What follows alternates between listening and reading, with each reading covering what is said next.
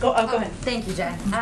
On the violent crime spike that we've been seeing, there have been smash and grab robberies. There was the pretty alarming murder in the wealthy Hollywood neighborhood last week, and then an attack, a violent robbery in Pacific Palisades on Friday.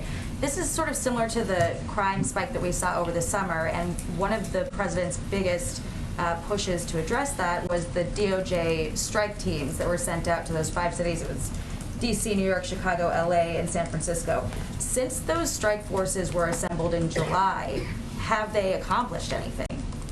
Look, I think we sent those strike forces in part because of the spike in gun violence, something that continues to be a concern. And we sent them, the Department of Justice, I should say, sent them in order to work in partnership and in lockstep with law enforcement on the ground.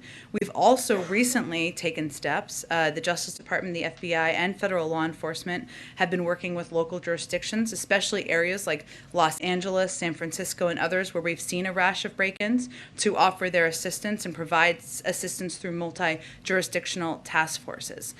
We know that we've seen over the course of time, while we'll let other people determine what the cause and effect is, we know we've seen an increase in crime over the course of the pandemic. We've seen that timeline. What the president's been focused on doing is working to ensure there's funding to support local cops, to support local jurisdictions, to ensure that a law enforcement at a federal level is a partner, both in the short and long term, to address either these spikes in crimes or gun violence, which is an ongoing concern, and to ensure there's adequate funding in the budget. So that's what we are working to do. The Department of Justice, I'm sure, can provide you an update on the strike forces. Are you talking about the funding in the Build Back Better plan then? The funding in the president's proposed budget, which is an increase significantly over what former President Trump proposed.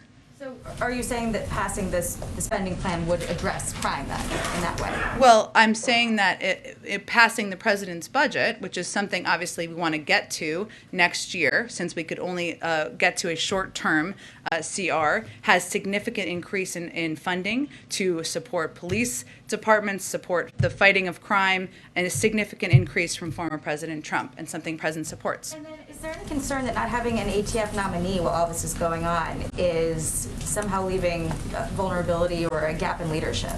Well, I think our collective view here is that the blocking of a fully qualified, experienced former ATF agent from serving in that role certainly is something Republicans didn't have to take the step to do, but here we are. So we have to nominate a new person, and when the president finds the right person, I'm sure he'll be prepared to do that. But again, we could have had a nominee, somebody who was qualified, ready and prepared to serve in that role, confirmed and working.